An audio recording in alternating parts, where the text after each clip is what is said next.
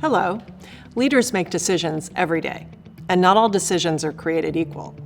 That is, some of our decisions come with more consequences, both positive and negative, than others do.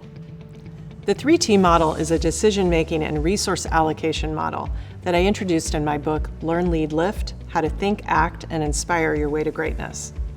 It's also a way of thinking, or a mindset, that informs how we approach different dilemmas that we might encounter in our day-to-day lives. For any set of variables or circumstances, we can either choose to tolerate, transform, or transcend it. It doesn't matter whether some or all of the variables are internal or external to us. What does really matter is how clear we get about the time and energy and the money that are associated with our choice, whether we are choosing to tolerate, transform, or transcend something. This is because some resources, like time, are not renewable. Time spent is time spent. Other resources, like energy, can be renewable, but some are just slower to renew than others. Think about the difference between growing a new tree and creating a new 3D printed object. I'm going to walk you through 3 different scenarios to illustrate how the 3T model works and how you can apply it. First off, meet Maria. Maria is the CEO of a small manufacturing company that was founded by her grandfather. So this is a family business. Maria's company has been expanding its operations in recent years, and they've been making a healthy profit. Unfortunately, they've maxed out on their space. Maria and her leadership team now have a big decision to make. Should they A, take out an expensive new lease and move their manufacturing operations to the larger space? Or B, should they keep their costs lower and work within the current space, even if it means turning away some new business? After crunching all of the numbers and consulting with her team, Maria decides that the financial risk required to expand is simply too high. It's going to take way too much money to pay for that new lease and then to buy all of the new capital equipment that she needs, and let alone the training time for everyone to learn how to use the new equipment, set it up, etc.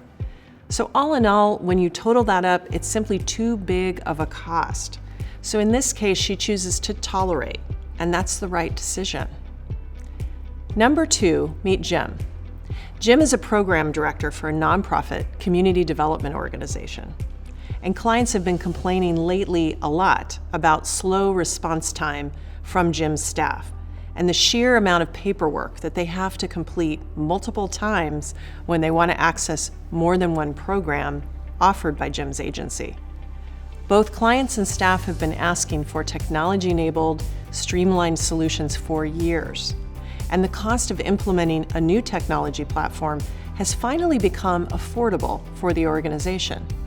In the past, it was really expensive, and now it's finally gotten to a price point that they actually can afford. But as we all know, change is hard. So Jim's worried about how many people are really going to take to the new technology platform. He doesn't want to invest precious resources in the organization and time in learning a new system, and then what if no one decides to use it?